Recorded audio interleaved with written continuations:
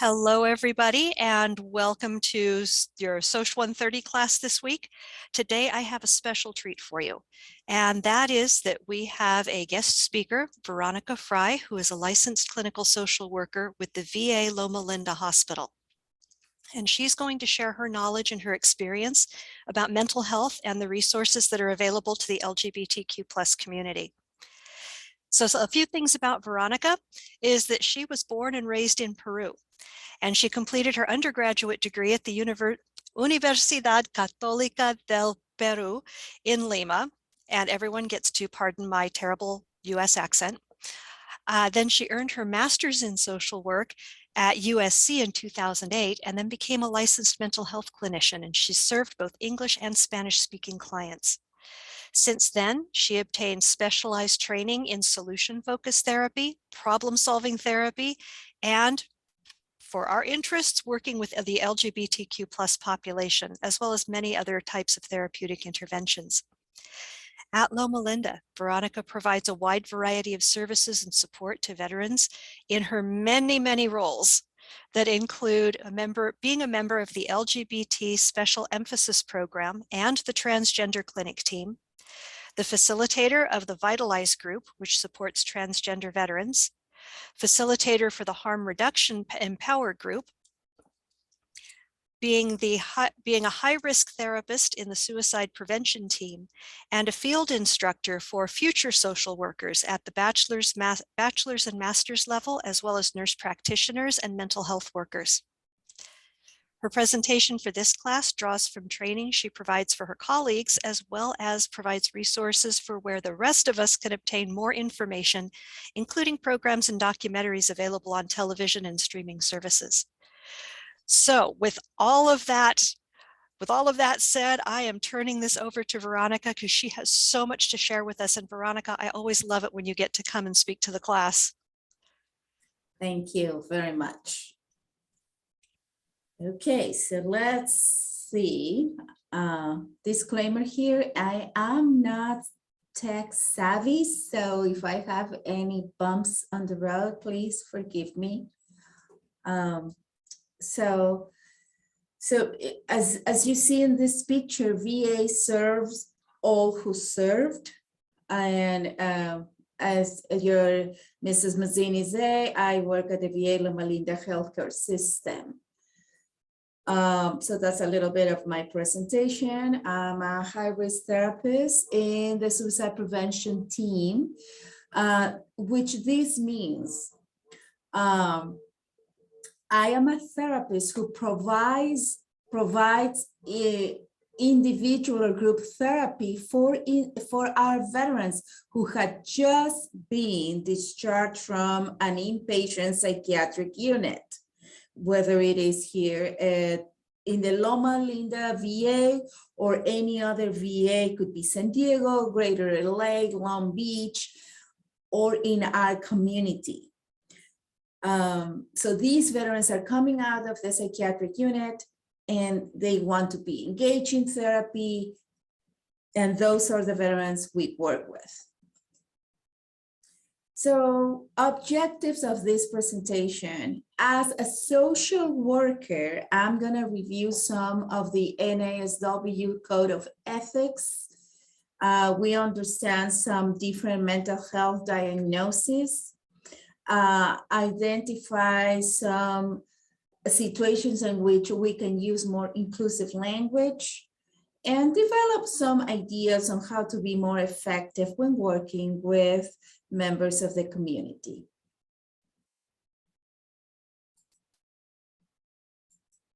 So this is the fun part and a little bit of reading here.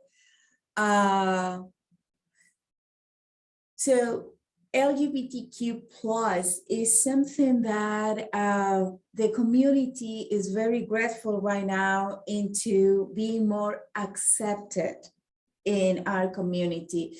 And by that, I want to say it's not only acceptance when there is a pride event, it's also acceptance now in social media, on TV, and our politicians talking about LGBTQ plus individuals as being accepted and respected within the community.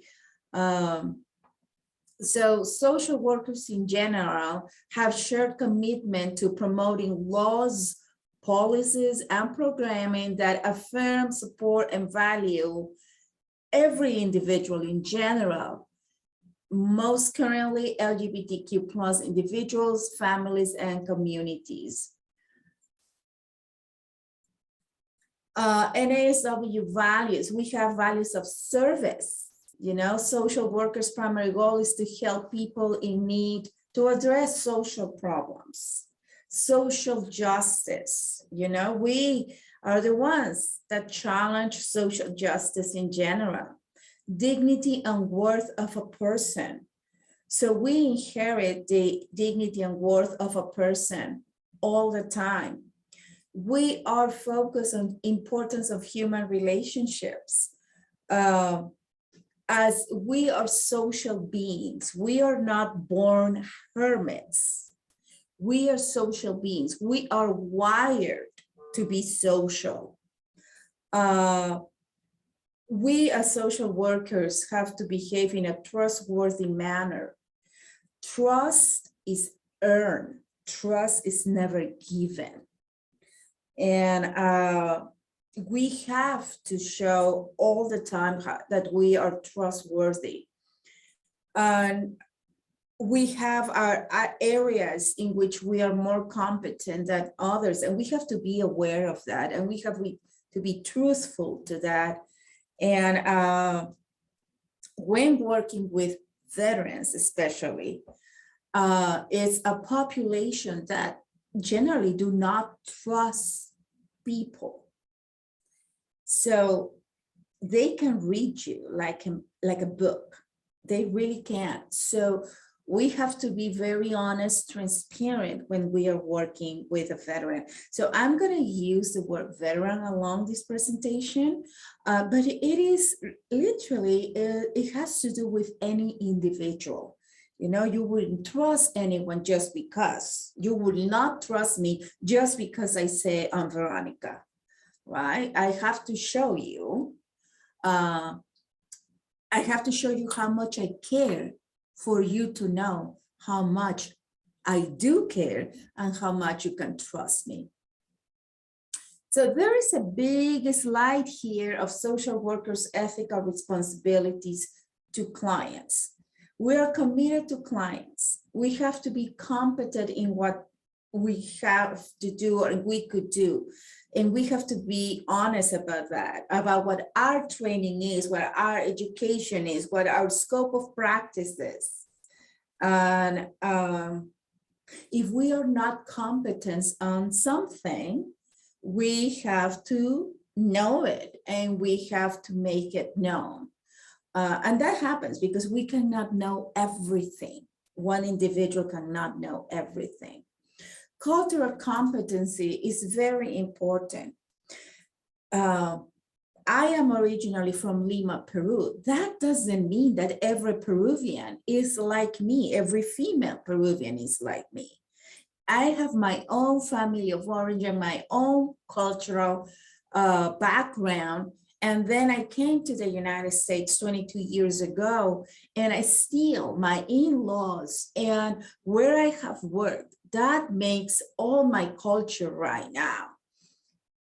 And when we are working with LGBTQ plus community, it's a specific culture, a culture that I truly respect, I'm honored to work with, and I continue to learn on a daily basis. I continue to learn the language, I continue to learn the expression, I continue to learn the clothing and gestures and sayings. Not that it doesn't make it easier that my first language is not English, but Spanish. And when we talk about referral services, as clinicians, you need to know when to refer clients to another person. when we do not feel that our work is being effective, when we work with our clients, we need to look for a warm handoff. It's not a termination. I cannot work with you and go and find another therapist. That doesn't work. It's our duty to find the next therapist and to do a warm handoff. So I wanted to specify here that we refer out when our expertise are not of benefit to our clients. If I were to refer out a veteran to another clinician, it has to be because my expertise do not help the client anymore, or because the client is requesting to be transferred, right? So it's okay. We are not to take it personally. We are human beings and we are different in many ways. I'm gonna put some stats here, and you may say, but they are like 10 years old or 7 years old. But what I want to point out here is the importance of LGBTQ plus community has been present in the military, as your professor, as Mrs. Mazzini has shared with you guys, from ever. They were present in the military so many, many, many years ago, you know, so we just a little something here. So in 2010, we were saying that there were about 71,000 lesbian, gay men, and bisexual people serving in the military. In 2010, 42,000 men and 29,000 women. And about 2.2% of all military personnel was LGBT. That tells us something. That tells us that we didn't want to see, we didn't want to acknowledge, it's like little children, when they cover their eyes, if they don't see it, it doesn't exist.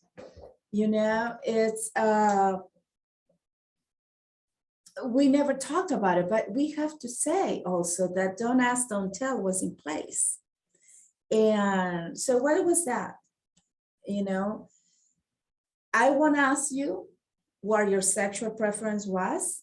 You won't tell me. And if we don't ask, we don't tell, and nobody knew, and you can pass, then you can continue serving. And this is very interesting because before this, if you were, during this time, if you were gay and you were found gay, you were discharged from the military. No benefits, nothing. You were discharged. In 2017, there was some information there.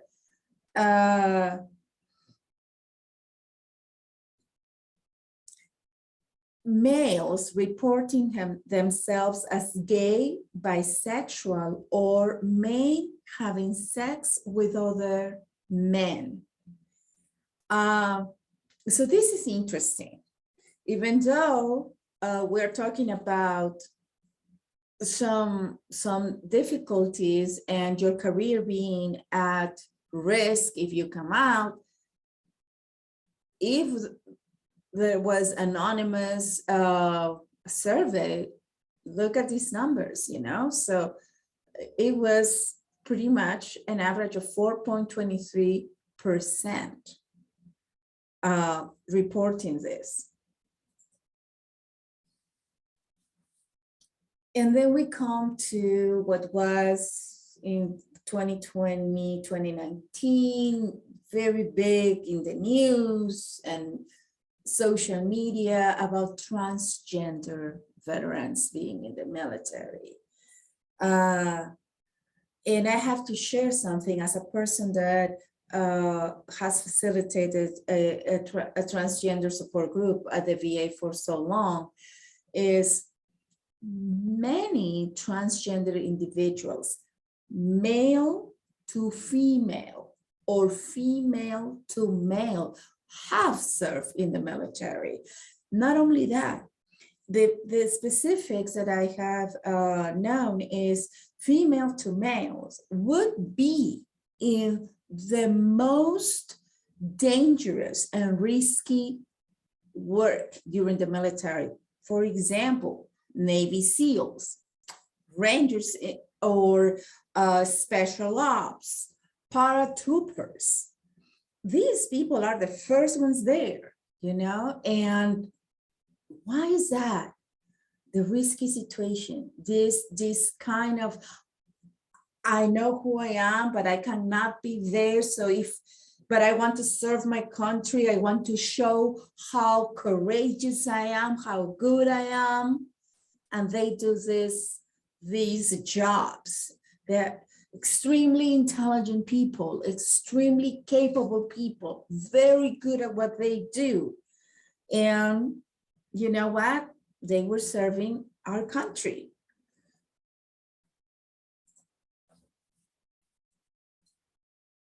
When we talk about LGBTQ+, when we talk about now during COVID, and we are in a better place in 2022, 2 years into it, we are in a better place here in California.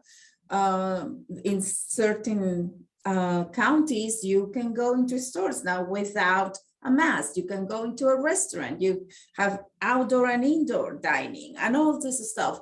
We are able to celebrate for this year Easter, if you wish, with your family, and we're getting to be together again versus being isolated.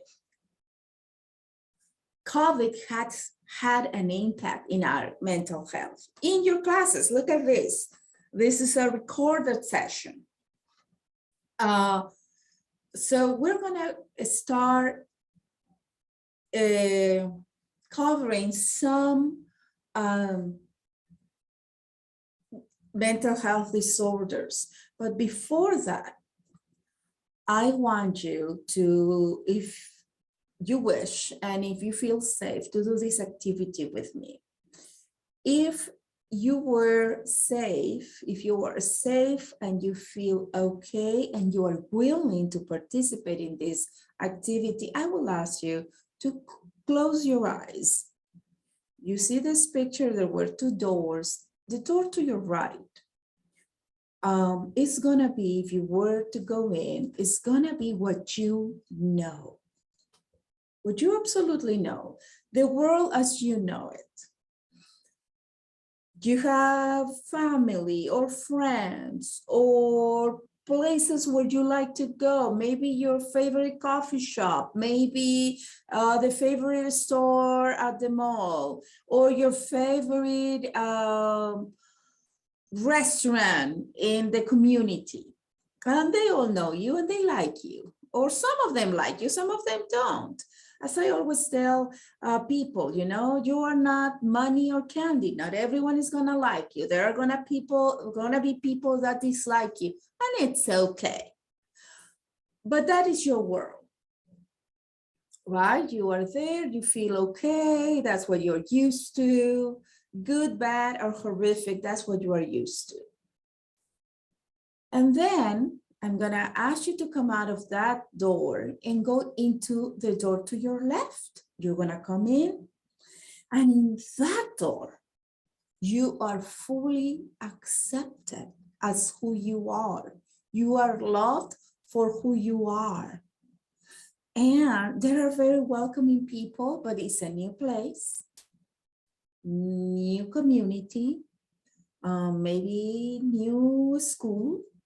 It could be a new restaurant, but you are happy. You feel okay there. You feel you are yourself. And there is this magic that tells you, how do you feel? And you say, I'm feeling really good here. Okay. You want to stay? And then you, of course, are going to say yes.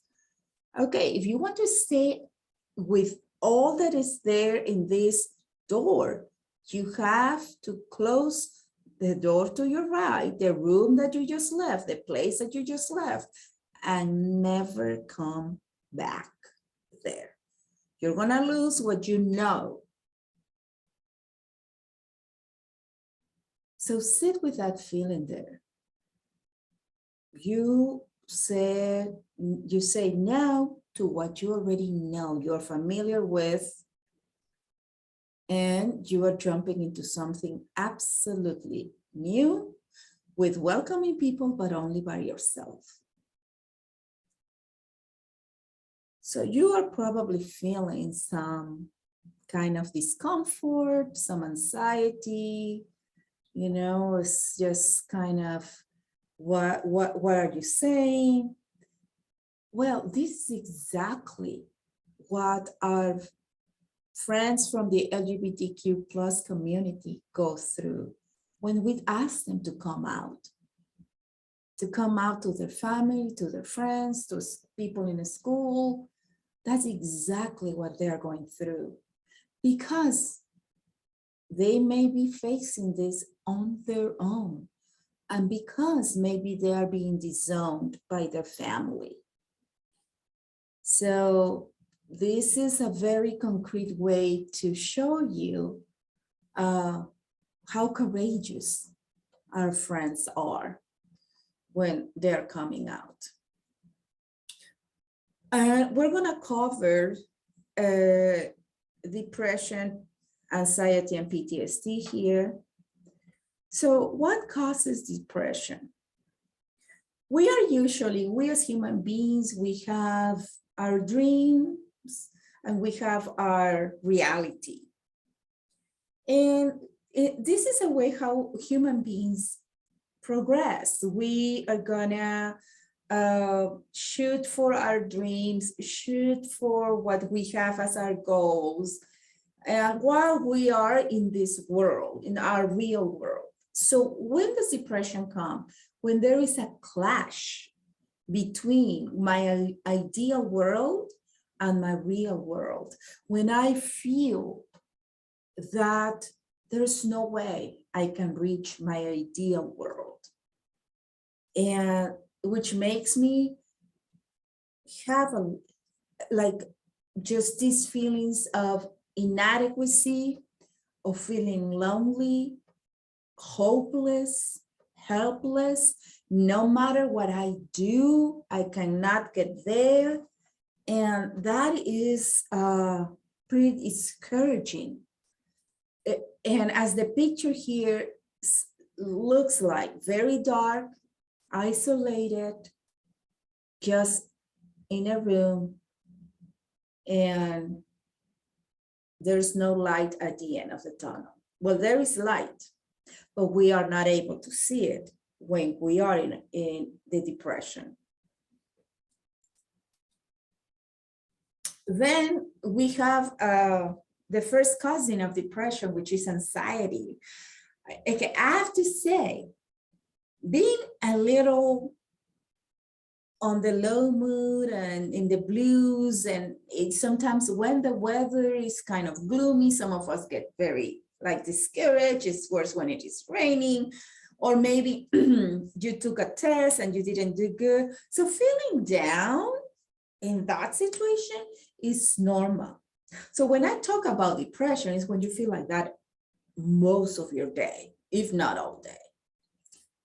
And then we go into anxiety. When we are in school, we definitely are gonna have anxiety. We're gonna be worried. You take so many classes, you have so much homework to do, you have to do this, you are not in class with the professor, or so you have to go online, watch the presentation, answer, do some homework, answer some questions. So that is gonna be like a little bit on the edge. You are a little bit on the edge. That is the life of a student. That is the life of any person that drives in California. You know, when you get on the freeway, you have to get anxious because people do not know how to drive. And if it is raining, It's worse, right? But what is a diagnosis of anxiety, like a generalized anxiety disorder? What is that? It's the anxiety that is based on fear and worry. So you are afraid and you worry. It's excessive fear that interferes with your life and your development in life. Is this kind of situation that you cannot breathe, you cannot go out because you are fearful that something bad is gonna happen, and you cannot sleep, and you cannot start worrying, and you feel that your thoughts are so negative and everything is bad, and if you do this or you do that, you are just gonna die. And that's how you feel, like you are dying, you cannot breathe, you're having a heart attack. That's anxiety. And that is very difficult to have that level of anxiety.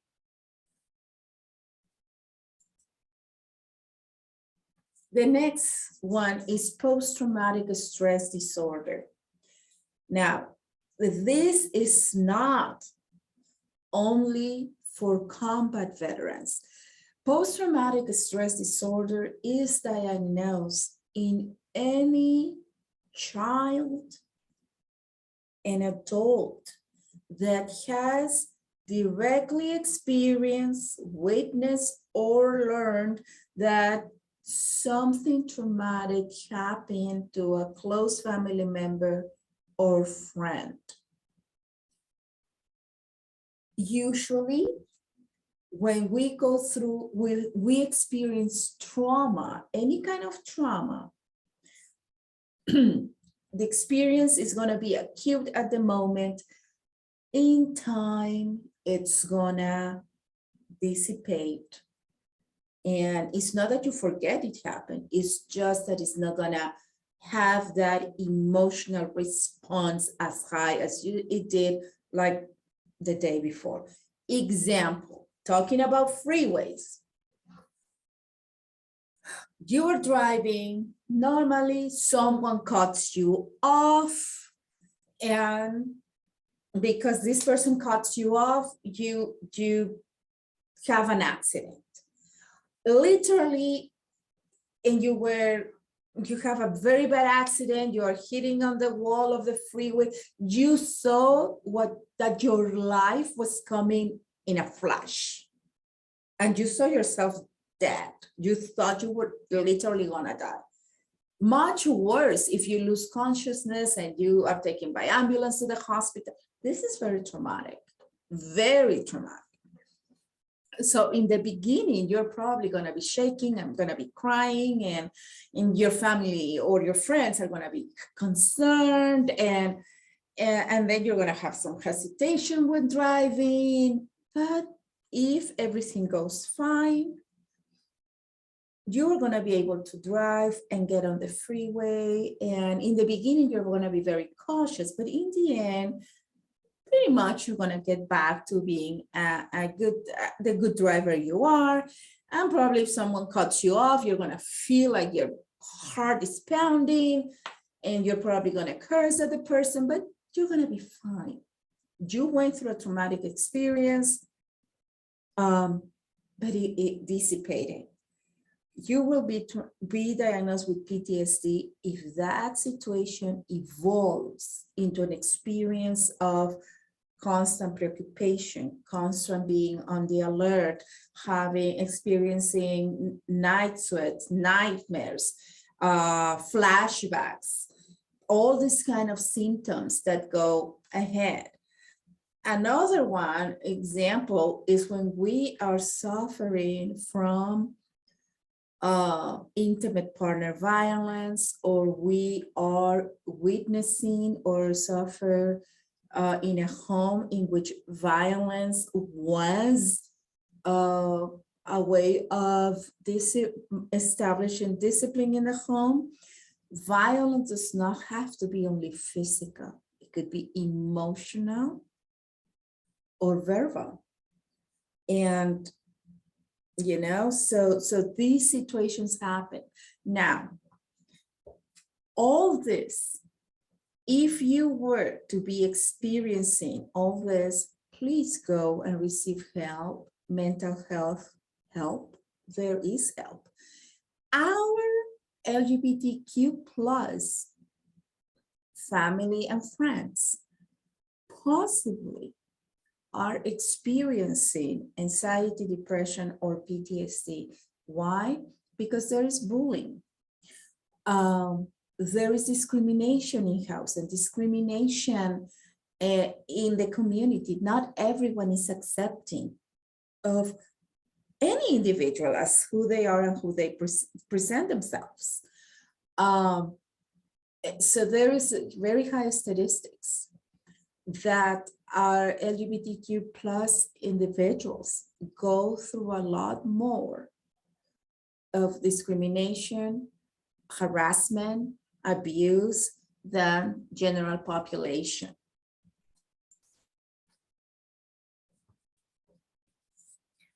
So on this slide, please think about if you know any person who experiences any of these diagnoses, or you notice, maybe you understand now why these people act or react in the way they do.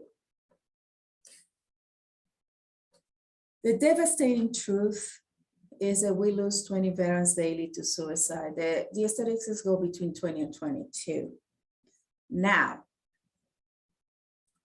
out of that statistic,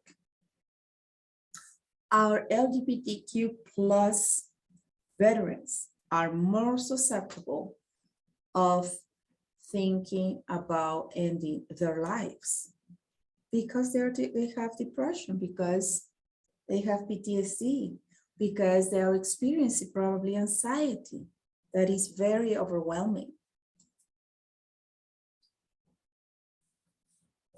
In general, statistics let us know that if you belong to a minority group, there is a higher risk, as I said before, right? Social discrimination, housing difficulties, not having the proper health care and mental health care, right?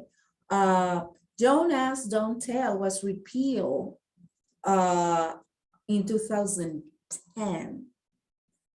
However, one thing is when law goes in place and then when we act according to the law and when we have to change ways of thinking. And so for our transgender individuals in the military or transgender individuals in general, as I said, coming out is difficult. But the question is, have there been transgender individuals in the military? Yes, there have been. And I am happy to say that I know a 94-year-old veteran who came out when he turned 90. And his two beautiful girls, as he calls them, they are in their 70s. And the only thing they said to this veteran was, to Molly, is, don't ask me to call you mom because you are dad. And Molly was happy with that. Molly has a girlfriend who used to be a nurse and they are happy together, you know? So there you go. If you go into social media, Snapchat, I saw it on a Snapchat and on the Bitmoji, you probably are gonna identify a lot more than this. This is very basic knowledge of sex, gender, and sexual orientation. Okay, so biological sex is the identification you are given when you are born, and you are given male, female, or intersex. In the past, called hermaphrodite, is when the genitalia is not well defined, if it is a penis or a vagina or vulva. It's not well identified. Gender identity is the psychological sense of yourself, right? Is your brain, it's between your ears, you know? So it could be masculine, feminine, or non-gender conforming, or binary, or however you identify yourself. And the identity does not necessarily have to be related to the sex assigned at birth, right? Gender expression is how the person communicates to others how they feel and who they are. Hairstyles, mannerisms, way of speaking, how one dresses. But this is very interesting. If we were to imagine, according to time, right? If we were in the 1900s, if I were go to the past, right, in 1900s, and they see me dressed like I am today, they're gonna say, what is she wearing? Why is she wearing short sleeves and this V-neck? You know, people would be scandalized because I do not conform to the standards of 1900s, 1950s. Well, I'm wearing today's denim day. So I'm wearing jeans. You cannot see it, but it's still 1950s. I don't know. 1950s makeup and hair was this way or the other, and you know, necklaces and rings and bracelets, and all of this, right? Nowadays, what is you young people and not so young people, we love our leggings and our sneakers or our Vans and, you know, shirts. And I don't wear crop shirts because I know I don't have a six-pack of abs, but other people do. And then we go into what is the sexual orientation. You know, who are you attracted to? Who do you love, right? And again, this doesn't usually match the sex you were assigned at birth. It doesn't have to match your gender identity. It doesn't, right? So it is what it is. Then we have our gingerbread person. And in this gingerbread person, what I like about it is that it is a spectrum, right? The gender identity from woman to man, from male to female, it's a spectrum. And we have the gender queer, you know, in the midst there, which is what is non-binary. I'm not conforming to that. I am who I am. I don't want you to put me in a box, in a binary box, right? Then we have our gender expression. We have the feminine and masculine. What society says is feminine and masculine. But it has to do with our culture. It has to do with our personality. It has to do with who we feel or how we feel, right? You can be very androgynous in your hairstyle and how you dress, right? But you are happy, it doesn't really matter. So gender assigned at birth, you know, female, male, intersex. Currently, some doctors are, when you have a child that is healthy, a child that is born healthy, and it's intersex, it's not very clear. The genitalia is not clear. Some doctors are saying nowadays, you know, assign a name that is, it could be female or male, as you know, Cameron or Brené for in my culture, in the Spanish speaker culture, you know, Names that do not have to be assigned, like Mary or Veronica or Andrea, you know, or John or Mark, you know, not very definite. And let the child grow. Let the child grow as they get into puberty and as they develop. Let them see who they are.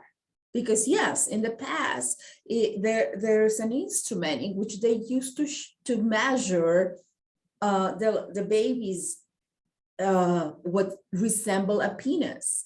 They used to measure, if they measured this much, then we keep it as male. If it didn't, then we surgically removed it and it's a girl, you know, it's a female. And guess what? Many times those surgeries did not match who the person was going to be or grew to be. So in sexual orientation, you know, is we can have heterosexual. This is very basic. We have heterosexual, bisexual, homosexual, and but actually we have pansexual too, and there are many more, right? And if you don't know this, please do some research. Go ahead and do some research. Who is an ally? An ally is a person that is going to support, respect, and advocate for our LGBTQ plus individuals. Now, our LGBTQ plus individuals are a minority, but we have minorities within this minority. Latinos, African American, people that come from Asia, and many more, you know. So, and then we have, what I love is, then we have the ones whose families are blended, right? Like, I'm from Peru. My husband is American, but his family is from Ireland and Mexico.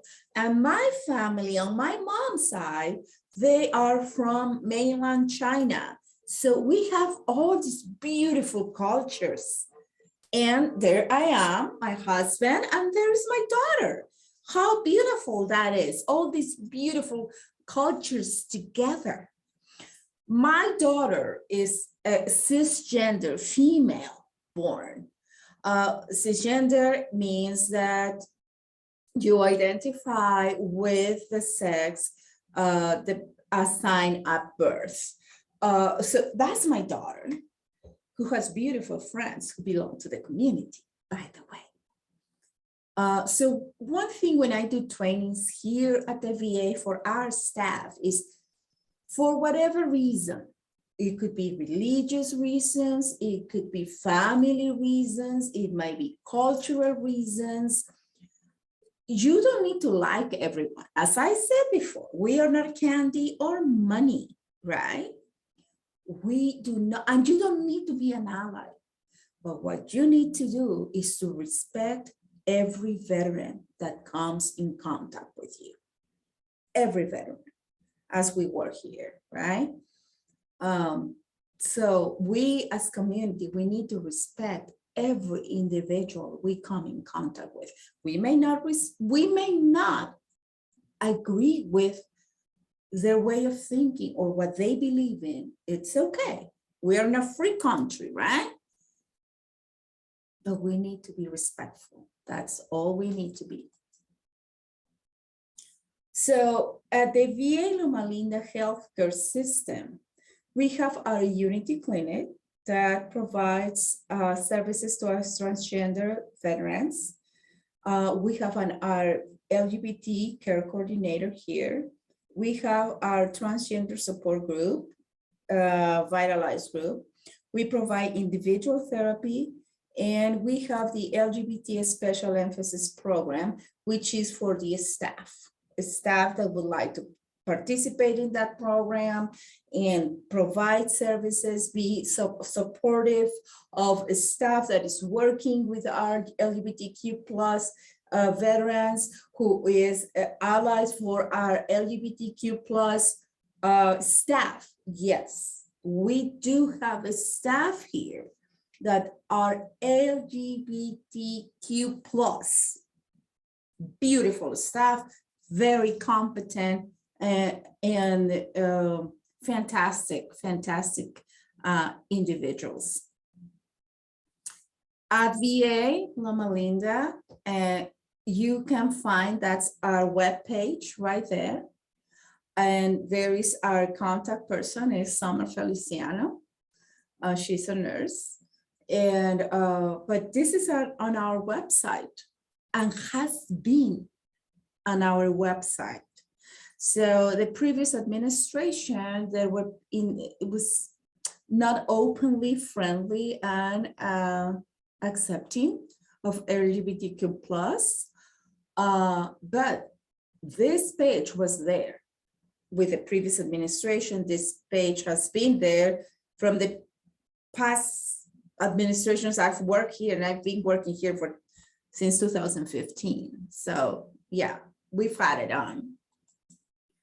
That is Summer Feliciano and myself.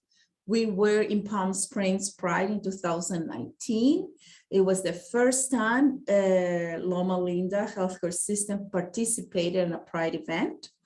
And it was beautiful to see all the veterans that came to us, all the family members that came to us and thank us for being there, right? And we educated them. Yes, you can come. Don't ask, don't tell. It's way back in the day, not now. You come over, we have services for you, and we're here to take care of you or your family member. So I also prepared some possible scenarios. What happens if? What do I do if a veteran, a client comes into my office and asks me if I have ever worked with a gay individual, or if a veteran or client dressed in a male clothing discloses that she's a female trapped in the body of a male? So when we are trained as clinicians, right, we are always told the by the book answer in quotation marks. So our answers would be like, I wonder why you're asking me that, or let's explore why this is important to you, or tell me more about that, And our internal question tends to be, should we be honest? And the answer would be yes or no, maybe, I don't really know. So what I have experienced is like, the best practice, the best answer is yes, to be honest, right? Yes, if you have worked in the past, is there anything you would like to discuss? Or no, I have not, but I'm willing to work with you. Is there anything that you would like us to discuss? Or you can say, no, I have not. We can make a referral to a clinician that's working with gay individuals if this is something that you are interested in. But I'd like you to make this decision at the end of this session. Why? And not immediately stop. Because in my experience, it could vary, but in my experience, what the person is asking is, are you safe for me to work with you? That's the behind the behind in the mind question, that this individual is having. Especially if you are not displaying anything that makes the other person feel safe. So I still could get that question, even though I'm wearing this lanyard, right? That says we serve all who served. I could still get that question. And I would still say, yes, I have. Is there anything you would like us to discuss? If I were not to be wearing my lanyard, I will say, yes, I have. Let's talk about it. Is there anything that you would like me to do? And the referral, I will always say this to a veteran, regardless. Say, I would like to talk to you today and see you make the decision if you would like to work with someone else. Because sometimes they tell you, you have an accent, like I do have an accent. You have an accent. I'd rather have a person whose first language is English. That's fine. I can make the referral, but let's talk about it right now. Let's see if you can understand me. 9 out of 10, I keep the veteran.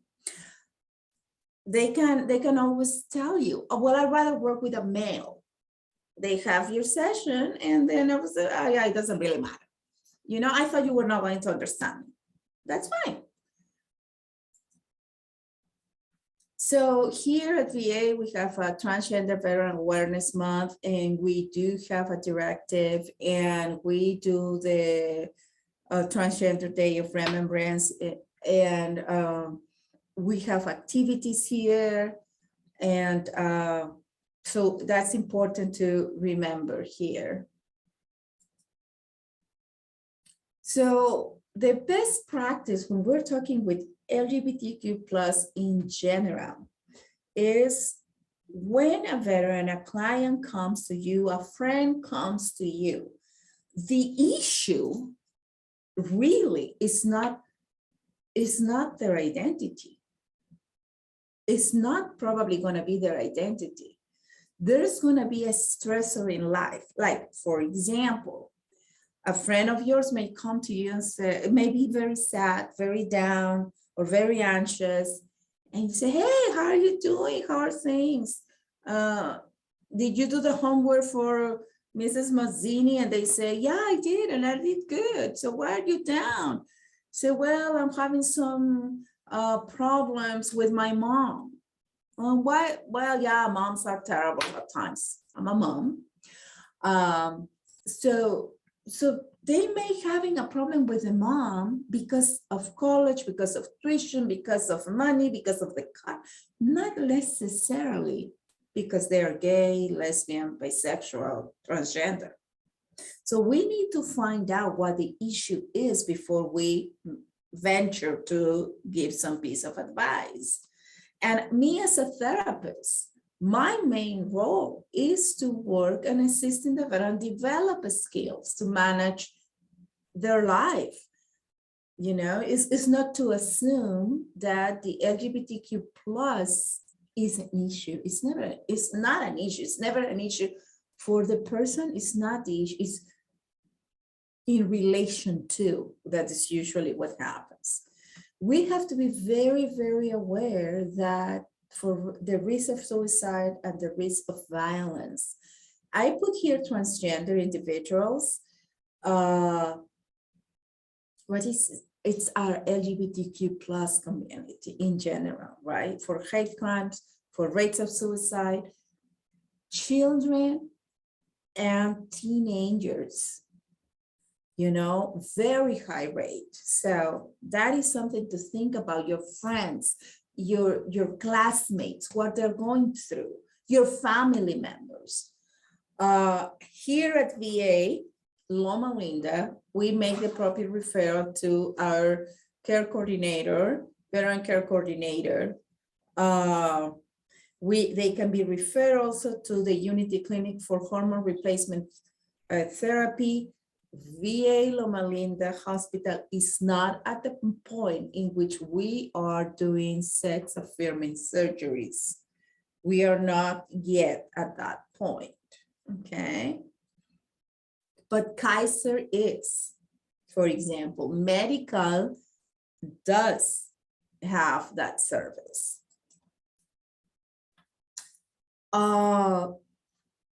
There is also, for me as a clinician, the disclosure. When do we disclose an information? When it is beneficial to the client. Not for me to disclose because I want to say it to the world, but because the client, it is important for the client to understand that they are not alone in the world, that this also happens to some of us, right? Like sometimes when they come and they say, oh, my daughter is a teenager, and I had a female client, and got my makeup, I wanted to kill her. Trust me, I understand. I get it. I'm a mom too. I have a teenager. And she was laughing. And I just assessed, are you really planning to kill her? Are you thinking of how to discipline her? Or, I'm assessing. But I totally get where she came from. And she says, no, I'm not gonna kill her. I'm so happy that she is in college or whatever she said. I don't recall. I have a case in which a veteran said to a social worker, oh, I didn't know that here, they were open to gays. And this social worker said to this veteran, said, oh, of course, VA is to serve whomever served our country. Absolutely. And the veteran said, I was not talking about me. I was talking about you. And the clinician said, and also is an equal opportunity employer for all of us. The social worker didn't disclose if he was gay or not. And the veteran didn't know what to do with the answer. And the social worker followed up with, but I'm here to help you out with your housing situation. And he was happy, he was fine. This individual, this veteran, came back to this social worker and said later, thank you for giving me all these resources. I found some housing situation, all this stuff. And he said, you know what? I'm happy I work with you. I wouldn't usually have come to a gay person. And the social worker just went and said, I was happy to help you. The social worker never disclosed if he was gay or not. He is. And the way he talks. And this clinician told me, the social worker said, the way I talk gave me away. And I went, that's okay. I mean, it doesn't really matter. He never disclosed to the veteran. It was an understood message. But the fact is, if he was gay or not, did not get in the way of serving the veteran. And in the end, the veteran was so nice because he accepted the help he needed. It was fantastic. Inclusive language, this is very important. In a binary world, less binary now, but in the binary world I grew up with, you always said, are you married? Do you have a husband? In my case, oh, are you married? Do you have a husband? Because I'm female, right? But how about are you in a relationship? You can still have the question, are you married? Do you have a partner? What's your partner's name? What is your spouse's name? You're not assuming that because it's a male, the partner is going to be a female, or because it's a female, the partner is going to be a male. Let's not make assumptions. Are you a parent? Do you have a child? I'm always safe. How would you like me to address you? And something very important when we're talking about transgender is the person may not be happy and may not want to be reminded of the birth name, which some of them call it the dead name. It's a dead name. And it's very also important to use the proper pronoun when talking to the individual. Nowadays, I know in some classrooms, when the first day they do introductions, they ask, and what are your pronouns? Tell me a little about yourself and what are your pronouns? So when one knows the pronouns, one has the obligation to use the proper pronoun. You're gonna make a mistake. I make mistakes all the time, but most of the times I get it right. And individuals are very forgiving. So there are some movies, TV shows, documentaries, magazines that I truly recommend. So Gender Revolution is one that Katie Couric did some years ago. It was on Netflix. Right now you can find it on Disney. And it's on DVD in Amazon Prime. So we have different possibilities here. Probably your Mrs. Mozzini has already told you about some of these. Some of the ones I really, really like, and I truly, truly encourage you to go by and look for them, is Gender Revolution is one of them. Trans is another one. Transparent, that is on Amazon. That my transgender veterans said they give a 5, from 0 to 5.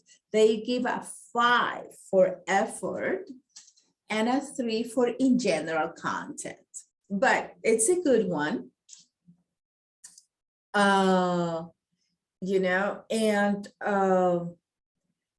One other movie I like is Milk, the Danish Girl. I mean, I like all of these. It's just like I cannot pinpoint something, but it's important. It's important for all of us to get to know things, to get to acknowledge situations that have happened in the world, in history, because we don't want to repeat the same mistake. And this is good. And this is what I'm saying. You see, we see LGBTQ plus represented in movies right now, in shows. There are so many shows nowadays.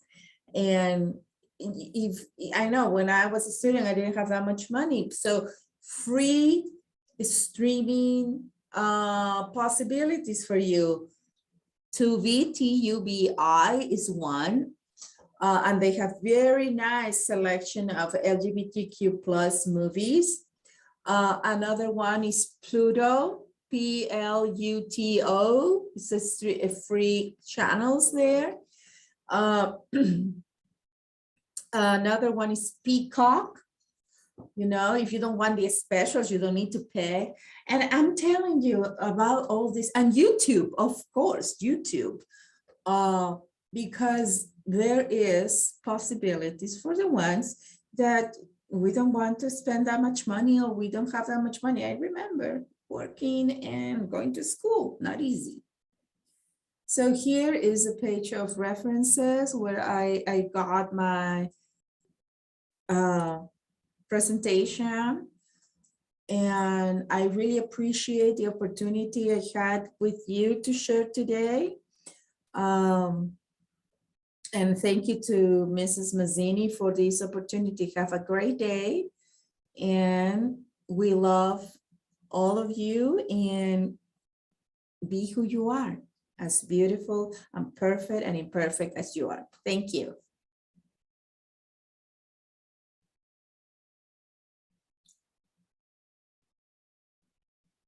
I cannot hear you. Now, can you hear me? Me and my mute. I just wanted to say thank you so much for being here again to speak with the class. It is always a privilege and an honor to have you with us.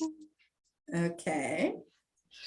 So everybody else, if you have any questions, you are welcome to forward questions to me through the Canvas inbox, and I can put you in contact with Veronica so that you can get some answers, if that's okay. Mm-hmm. Yeah, absolutely. Yes. Okay, awesome. Then I'm going to go ahead and close down the recording, and everybody else, you can do your homework. Bye, everyone.